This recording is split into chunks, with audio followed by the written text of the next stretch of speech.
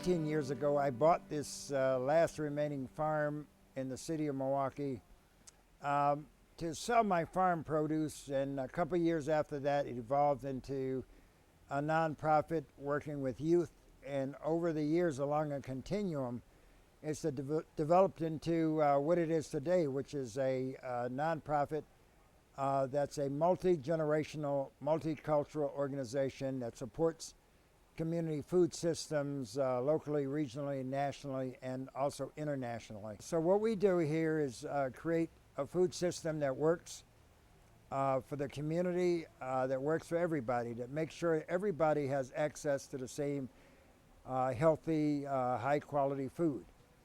That's our goal. Here at Sweetwater Organics, we are city farmers, and we grow fresh produce in an industrial building right here in the heart of Milwaukee on the south side. We grow food in sustainable practices.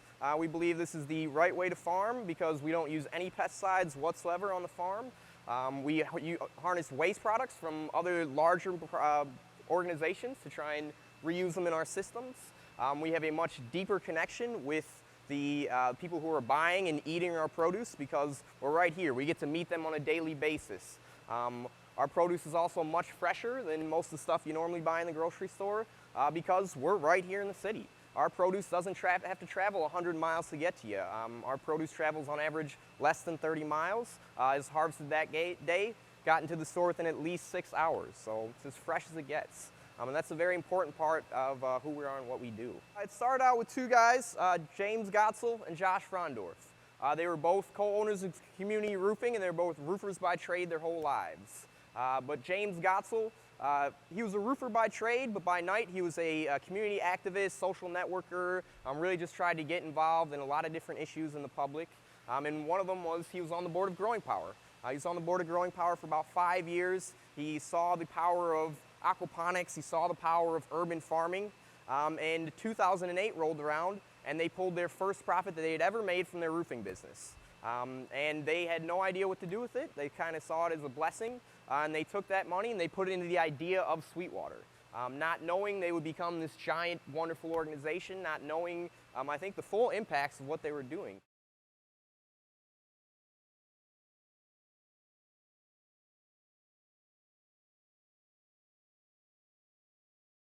So this is the community-supported agriculture open house. This is the 10th year that we've had this at the Urban Ecology Center. And what it does is it provides a way for farmers in Wisconsin to sell their produce at a local level. So people will sign on for shares, and they're essentially buying into the farm. So they're kind of a part of the organization. And then the farmers know how much they need to grow for the year, and they deliver the produce to local areas so that people in the city have access to local fresh produce during the growing season that's grown in Wisconsin. We came out here to the Urban Ecology Center to learn about local organic foods. It's important. We're actually all in the Big Brother Big Sister program, and the whole month pretty much is that we want to teach them about eating organic, eating healthy, and how it's important for their body and so forth. So we just came out here to learn about all the CSAs and learn about what we should be eating every day. We are an organic diversified farm. We grow 40 different kinds of vegetables. We offer a CSA program, which is why we're here today at the Urban Ecology Center. The farm is really where our heart is, and we grow organically and have always grown organically because we think food that our friends and our neighbors and our community eats should be healthy food. And I think the only way to grow healthy food is to grow it organically. There are so many more CSA farms, just organic farms in general, but specifically CSA farms in the area. So it's really a growing trend. More and more, I think, more and more young people and more people in general are really feeling called to this career. And I think more and more of the consumer base is realizing that it's an important choice to make. It's nice to know that I'm not putting bad chemicals into my body, and I'd prefer not to. So if they can tell me that they don't use any chemicals, I will be more apt to eat their food.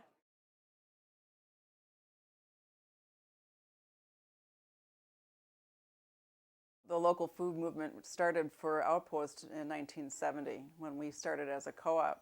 And at that time, there was a need in the community for wholesome foods that were clean of pesticides and herbicide residue.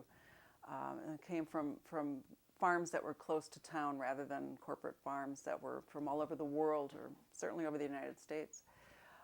So for Outpost and for the owners of Outpost and those of us who work here, we're familiar with the local foods movement. However, it's been interesting that the community is really first catching on, or a lot of the community is really first catching on about local foods within the past maybe 5 or 6 years, really being strong about, they want to know where their food comes from. And I think a large part of that also has to do with a very strong urban agricultural food movement that really was sort of the springboard from Growing Power and Will Allen here in Milwaukee, really highlighting the fact that, you know, there's a need for food that has to come close to home, and, you know, we can do it here in an urban center like Milwaukee. We can grow food. I'm the chef owner of Restaurant Meritage here in Milwaukee, Wisconsin, and we have been here for 5 years now and been working with local farmers and also Will Allen from Growing Power and a few other organizations using local ingredients and regional ingredients too for our menu. And it's a really exciting time in Milwaukee, I think. There's a lot of opportunity for us to really expand our local environment, if you will, and bring it into more of the city and get people to really realize what we actually grow here in Wisconsin and how much is available. This is growing bigger and bigger every day, every year, every week, and people are really now looking on a menu to see, are you really doing local? I mean, it's not enough just to say that you strive to do local, but you really, I think, you have to do more than just strive to do it. You really have to look at your menu as a seasonal type thing, and the customer really appreciates that. They get excited. We'll have our spring menu coming out next week. Our customers are already going, so what's going to be on there? What's coming in? What farm are you getting it from? You know, so they're very educated. They really respect it, and they're looking for it. They're hungry for that information.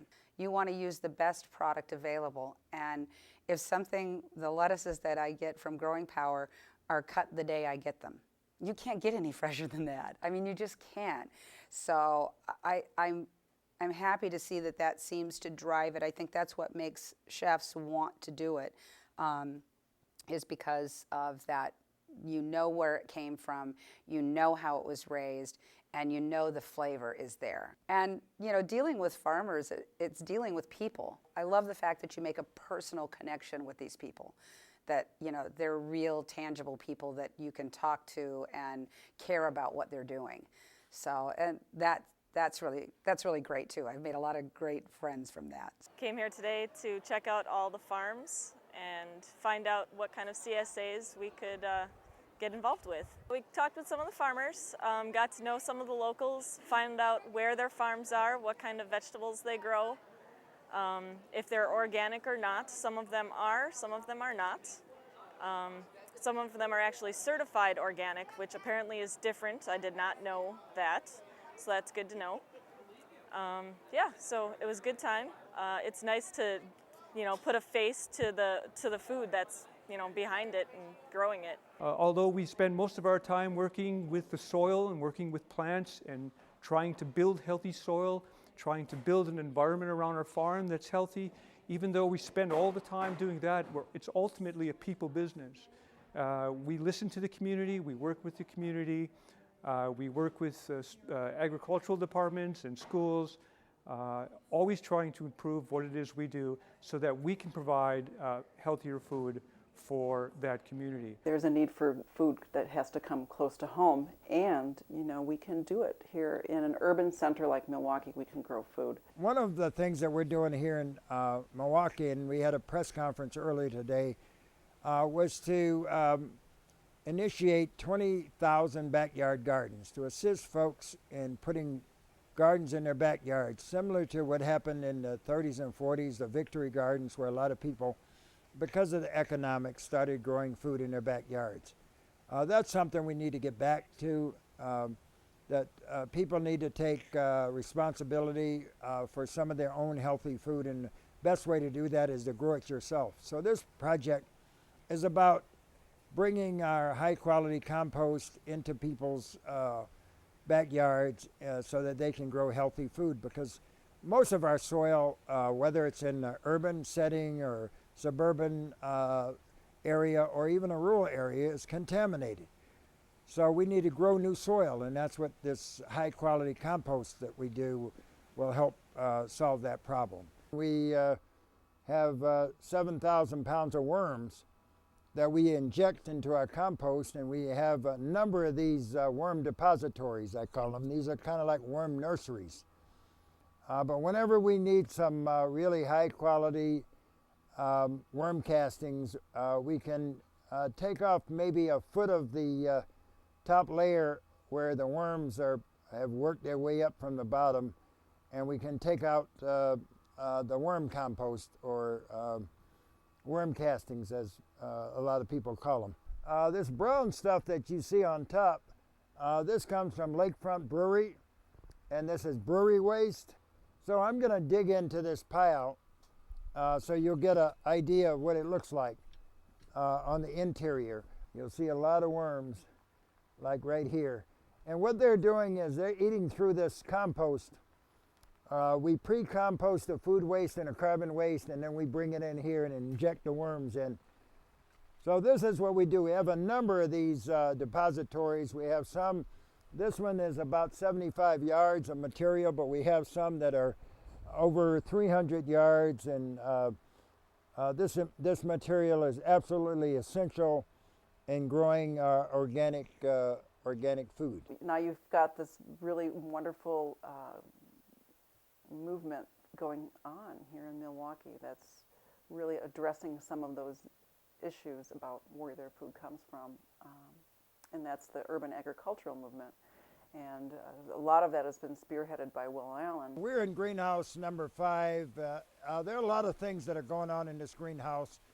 As part of our integrated food system, we'll take a look at some of the fish that we're growing here. We have about 30,000 gallons of water in this greenhouse, but we're also growing food in these various pots that you see on the ground, and we hang them up, so we're growing at multiple levels in the greenhouse as well. We also grow mushrooms. We have mushroom chandeliers to grow oyster mushrooms in here. What else do we have? We have nasturtiums. We have a lot of nasturtiums. Those flowers are edible flowers, and the leaves are used also in restaurants as an hors d'oeuvre. So everything here is edible that you see in greenhouse number 5. Well, the principles of aquaponics, I think, lie in nature. The idea is, in nature, there is no such thing as waste. It's a made-up concept. And so we're trying to take just different things, take the waste products, turn them into a resource for something else. So the way aquaponics works is fish live down in the tanks, and they eat and they produce waste. And then we take that waste and we pump it up to the plants. Plants are fertilized by that waste, and in the same process, it purifies water for the fish. So all throughout the day, water is constantly flowing from the fish to the plants over and over again. And because of this, we don't have to pay for these expensive fertilizers and such to fertilize our plants. And we don't have to do all sorts of processes to try and purify the water for a fish. We set up a symbiotic relationship between the two, and they both grow better because of it.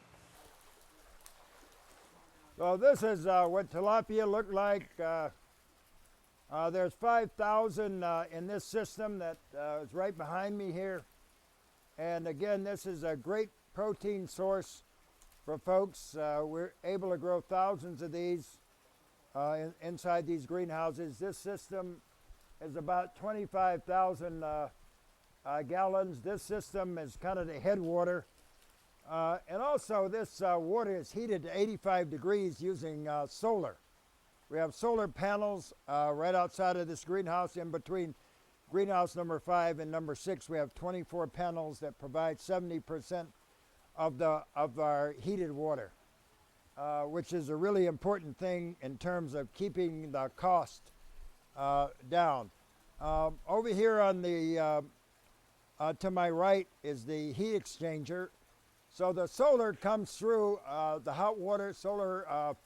Hot water comes through into the heat exchanger, and it's controlled by a computer. We have a computer panel over on the wall here, and what it does, we take water out, it goes through the heater. The computer tells the heater to shut down because the water is being heated by the heat exchanger. So the water comes back into it. The water leaves this body of water, which is 5,000 gallons, and it goes into this next system behind me here, and it goes through the plants to do that exchange to get the nitrogen out, and then it goes over to another system and goes through those plants. Those two systems are about 15,000 gallons of water.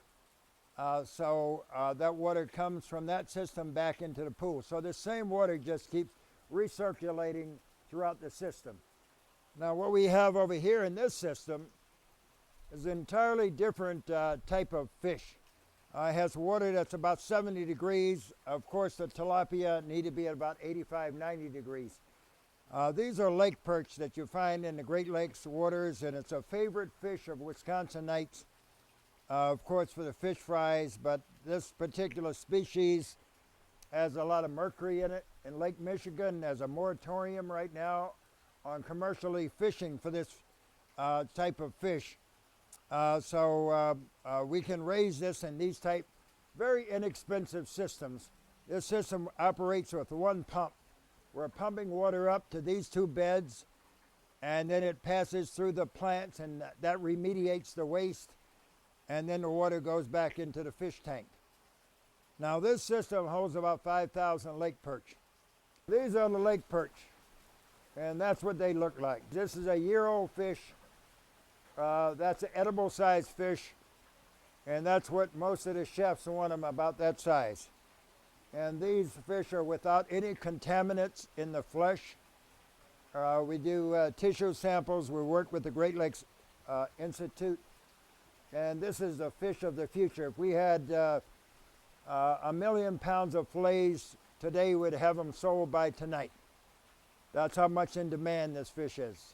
Well, we work with the Great Lakes Institute, so they breed a few fish down at their down on off of Greenfield at their site, but they don't have a commercial breeding system, and that's what we plan to do, is create a commercial breeding system to be able to breed this fish, because there's so many people we train that want to get into production, and it's such a great opportunity to hire people and to feed our community with a high protein food if we're able to have enough fish. One of the things that is happening with all fish, folks that are raising fish, is that it's a constant learning piece. And one of the biggest, like I said, the biggest challenge is having enough baby fish. Because once you do, say, 100,000 fish, you got to restock your systems. We don't have enough fish to restock the systems. So that's what we have to work on. Now we're doing research on 7 different types of systems in greenhouse number 6. And we'll be able to have those answers in about 2 years, things that have never been answered before. So this is an ongoing process to be able to reach a point that we can produce enough fish for the market. Right now we're nowhere close. Like I said, if we had 2 million pounds today, we'd have them sold by tonight. That's how much in demand these fish are. I've been working with Will on buying from Growing Power for about 6 years now, 6, 7 years, and where we started and what he was growing in the smaller things, and now they've expanded so much. They're dealing with so many different restaurants. And the fact that he's doing all this in a very small urban environment is amazing to me. How anybody can do that. I would have never guessed that you could grow that much food for people in that small of a space. It's astounding, and he has such drive, and the fact that he travels the world really trying to show people how to grow in an urban environment and feed themselves really fresh vegetables, things that, that I think especially in inner city, you just don't see. It's all fast food, it's all quick things. There's not a fresh vegetable, there's not anything I think that's necessarily healthy for our young kids growing up, and adults too. Adults are just as bad eaters as kids are when it comes to that. So what he's doing I think is really great, and it's something that I think everybody should pay attention to and really be proud of that, because he started here. He started this program here, and it is national. It's gone all over the country and all over the world. That's pretty impressive. People should not feel powerless when it comes to demanding what they want to eat. That's where it really comes from, and you can make a change. And it's important to either gather together as a group and demand change, or talk to your representatives, talk to your grocer and say, we want different food. We all feel as a group that this is the future of food. The conventional program that we've been using thus far, the conventional program that's been raising most of our food, is a program that's not sustainable. It's not sustainable for us or for our communities, and it's not sustainable for our health, and it's not financially sustainable for those farms. So ultimately, we're all going to be growing or going into a direction of, I think, of growing organic food. People are going to demand it, and farmers are going to want to do it. Farmers in this country are growing older, and there are fewer and fewer of us younger farmers to replace them. So that's obviously a concern. Everyone needs food, and if we don't have farmers in this country to grow it, then that's going to be a serious problem. So supporting local agriculture and your local farmer now helps to ensure that 20, 30, 40 years from now, there are still local small farms around to provide those necessities like food that everyone needs. I think urban farming, yes, is one of the very big important things. Because one, you don't have to travel nearly as far to get your produce to these people. More and more people are moving to cities every single day. And I think we're going to have to learn how to grow that food right there in the cities for them. And I think urban farming is a great way to do that. We have more unhealthy people in this country than we've ever had before. We know that our industrial food system hasn't served us well. And I don't want to talk a lot about that because I'm really more interested in solving the problem than talking about the problem. There's enough people that do that. My personal goal is to be a part of helping to end world hunger, which is a lofty goal that probably won't happen in my lifetime. I hope it does, but if it doesn't, we should be working toward that goal at all times. Where our food was grown in almost every state, local food was where it was at. And we need to get back to that because we know the system that we have today isn't working. We know that we're eating really bad food, even though we think we're eating good food. But when it travels and it gets in our bellies 7, 8, 10 days, sometimes 14 days after production, it's lost 50% of its nutrient impact. We know that we have to change the system. We know we have to get food in the schools, healthy food in the schools, which we've been able to do here in Milwaukee at our MPS system. We know we need to get food into the hospitals, and the food in our schools is something that one of my chef friends says the kids would be better off not eating the food instead of eating the food. We know that many people are accessing food from pantries that's salty and so much sugar, and it's not helping them because they have diabetes and heart disease and high blood pressure and so forth. So we have to change that system, but we can't change it alone. We really, in your communities that you come from, you're going to have to develop partnerships that lead to, really relationships that are going to lead to partnerships. And it doesn't happen overnight. I think everybody, as my father used to say, everybody wants to go to heaven, but nobody wants to die. So you're going to have to put in some effort. You're going to have to pay the price to build these systems and to get everybody at the table, because today, to make this work, we need everybody at the table, what I call the good revolution table, good food revolution table. We need everybody. We can't anymore, like 15 years ago, I remember going to meetings where we would scrutinize certain groups and we wouldn't want them at the table. But we need our corporate companies, we need our politicos at the table, we need our medical folks at the table, we need our planners, architects. We can go through the whole gamut of our society. They have to be at the table for this to work, because we need that support to make it happen. We need our farmers to continue to take the leadership role. Even though we have these corporate folks at the table, we need to keep, this is a grassroots uprising. This is a grassroots revolution. And the people that started this revolution really have to be at the leadership of this revolution.